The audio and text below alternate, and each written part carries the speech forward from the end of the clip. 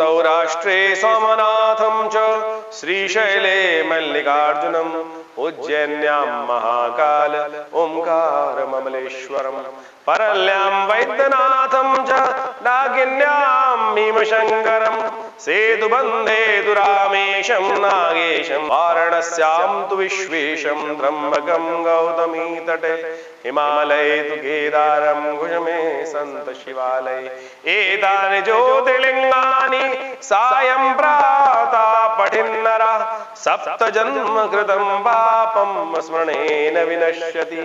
ओम नमः शिवाय। नमस्कार, स्वागत है आपका आचार्य वाणी में। मैं आचार्य डॉक्टर विक्रमादित्य आपके साथ हूँ। सिंह राशि वालों के लिए कैसा रहेगा समय, ये हम बताने के लिए आज उपस्थित हैं। जुलाई का पहला चरण जो है वो क्या कुछ आपके लिए लेके आ रहा है।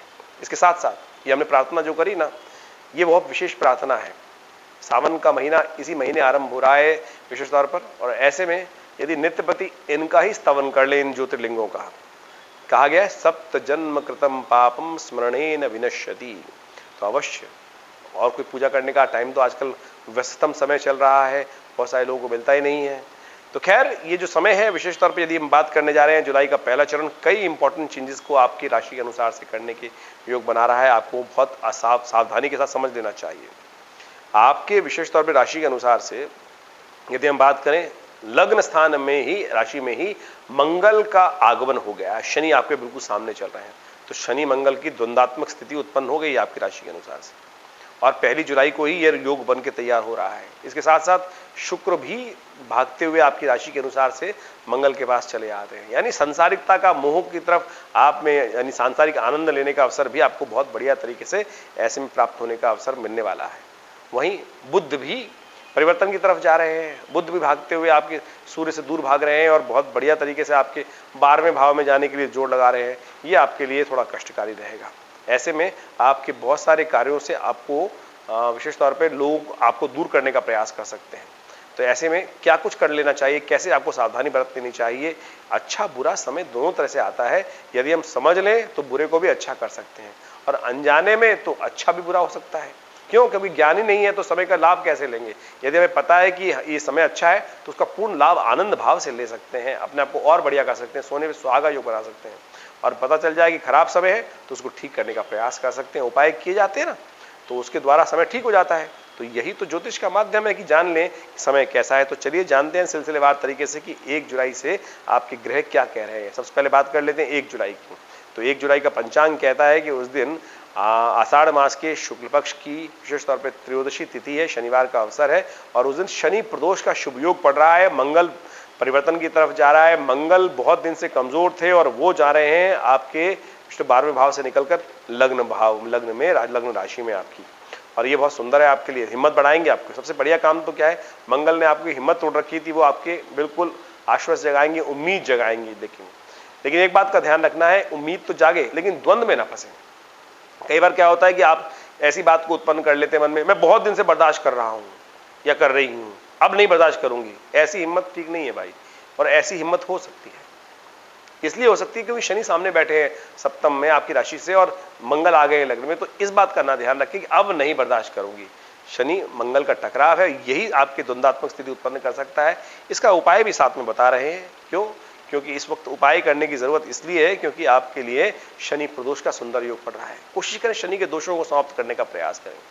आज के दिन शुभ तिथि में आप, शनि प्रदोष है, बहुत मुश्किल से शुभ योग बनता है, यानी त्रयोदशी और शनिवार का अवसर जब पड़ जाए तो शनि प्रदोष हो जाता है। ऐसे में कहा जाता है कि भगवान शिव पार्वती के साथ पूरे संसार का भ्रमण करते हैं शाम के समय में।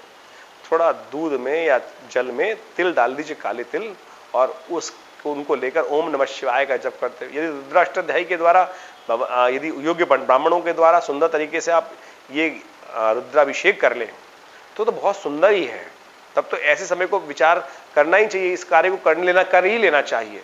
यदि कम से कम इतना ही कर पाए कि जल में डालकर ओम नमः शिवाय का पाठ करते हुए शाम के समय सूर्यास्त के बाद, अंधेरा होने से पहले, उस प्रदोष काल में ये उपाय कर ले तो बहुत सारे कष्टों को दूर करने का अवसर आपको प्राप्त हो जाएगा।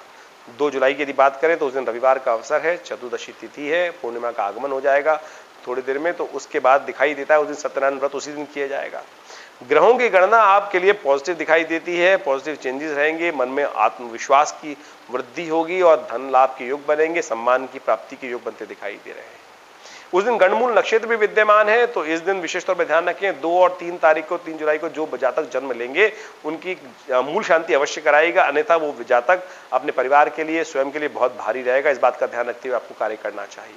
वहीं 3 जुलाई की यदि हम बात करें तो 3 जुलाई के दिन सोमवार का अवसर है, व्यास पूजा है, गुरु पूर्णिमा का अवसर है और ग्रह गणना की ग्रहों के योगायोग आपके लिए बहुत अनुकूल बने हुए हैं। ऐसे में उस अनुकूलता का लाभ लेना चाहिए आशीर्वाद के स्वरूप में।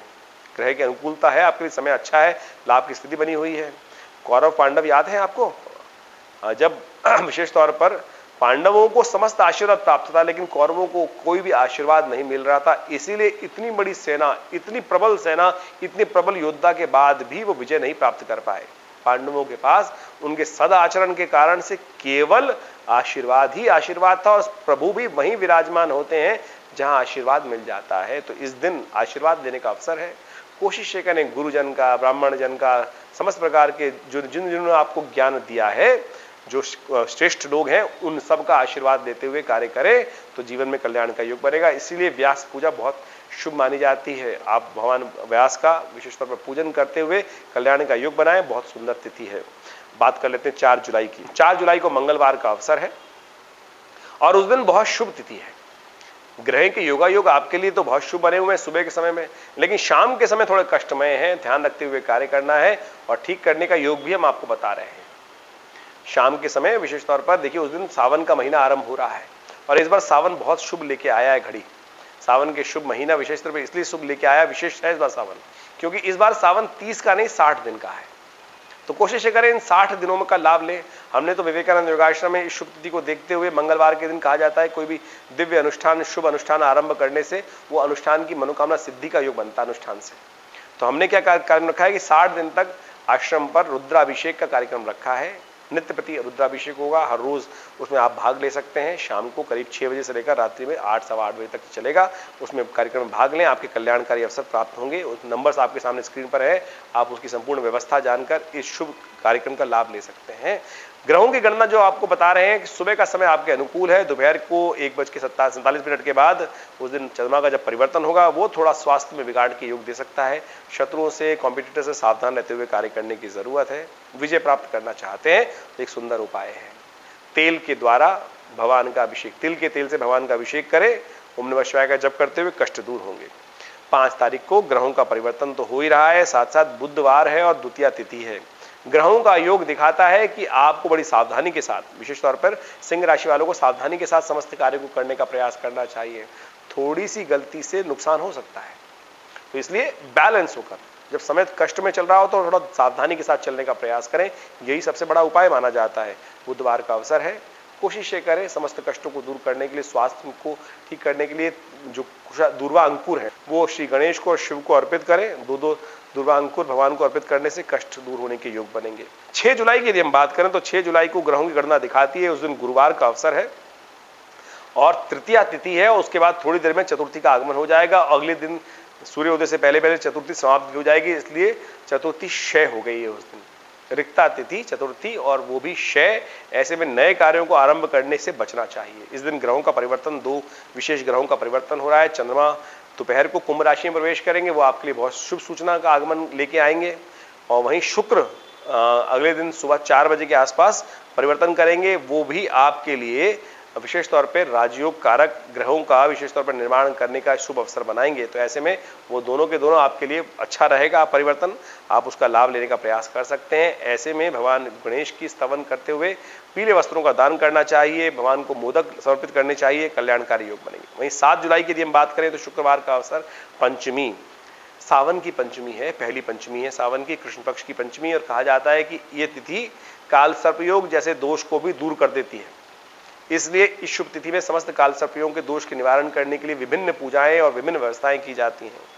लेकिन एक विचित्र विडंबना भी है।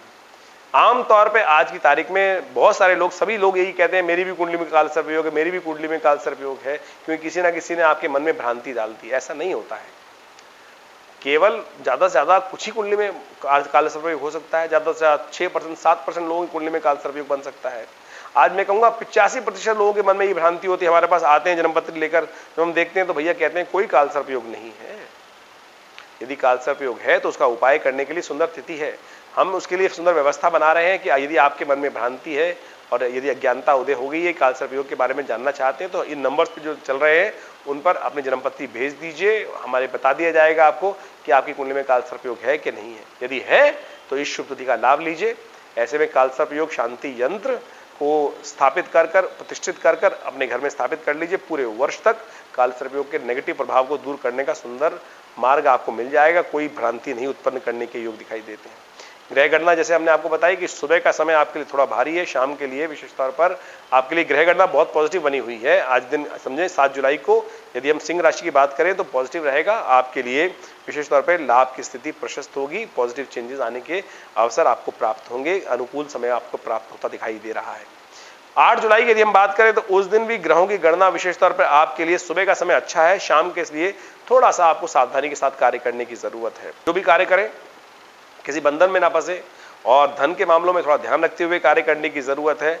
उस दिन परिवर्तन हो रहा है ग्रहों का। बुध आपके 12वें भाव में जा रहे हैं, परिवर्तित होकर कर्क राशि के अनुसार से सूर्य के पास से निकलकर 12वें भाव में जाएंगे। ये थोड़ा सा कष्ट दे सकते हैं अननेसेसरी के आपके जीवन में।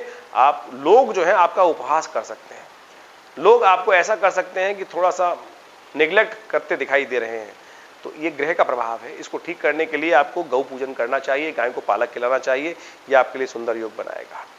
शनिवार भी है इस दिन, सावन के महीने का शनिवार है और शनि महाराज आपकी राशि के अनुसार से सिंह राशि वालों के लिए सप्तम भाव में चल रहे हैं और सप्तम भाव में वक्र गति से चल रहे हैं। जब वक्र गति से क्रूर ग्रह चलता है शुभ स्थानों में तो कहा जाता है कि थोड़ा कष्ट देने के योग बना देता है। तो ऐसे में स्वास्थ्य का ध्यान रखने के लिए आपके लिए अच्छा ये रहेगा कि आप तिल के तेल से भगवान शिव का अभिषेक करें, कष्टों का निवारण होगा। 9 जुलाई को ग्रहों की गणना विशेष तौर पर दिखाती कि रविवार का अवसर, सप्तमी तिथि और साथ साथ अष्टमी तिथि का आगमन भी हो जाएगा सप्तमी के उपरांत और कालाष्टमी का योग बनेगा। तो ऐसे में भगवान शिव पार्वती का विशेष तौर पर पूजन करें, आपके समस्त कष्टों को दूर करने का अवसर पड़ेगा। ग्रह थोड़े कमजोर चल रहे हैं, भ्रमण के योग बना रहे हैं, साथ साथ थोड़े से नुकसान के योग बना रहे हैं, धन कहीं खो सकता है। तो इस बात का ध्यान रखते हुए आपको कार्य करना चाहिए। इसका उपाय विशेष तौर पर क्या है, रविवार का अवसर है, कोशिश करें सुबह सुबह भगवान शिव पार्वती का दोनों का स्तवन करें, सफेद पुष्प उनमें अर्पित करें, भगवती को लाल पुष्प अर्पित करें, कल्याण होगा।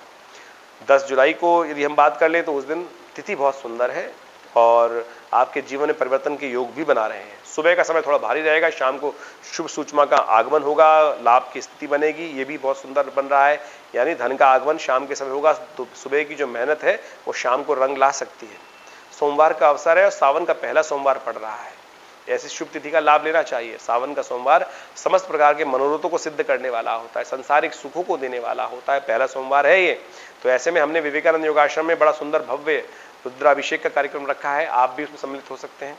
शाम को करीब करीब 6 बजे से लेकर ये एक सुंदर कार्यक्रम रहेगा रात्रि में 8 बजे तक। और आप यदि आश्रम के आसपास कहीं रहते हैं दिल्ली में जमुना पार में तो आप आश्रम में स्वागत है, आप आ सकते हैं। यदि दूर से है तो आपके प्रतिनिधित्व के तौर पे सुंदर ब्राह्मणों की व्यवस्था है, वो आपके कार्य को कर आप संकल्पितबद्ध होकर आपको उसका पुण्य भी देंगे और कल्याणकारी योग बनाएंगे। आशा करते हैं इस सावन का आपको लाभ मिलेगा। धन्यवाद।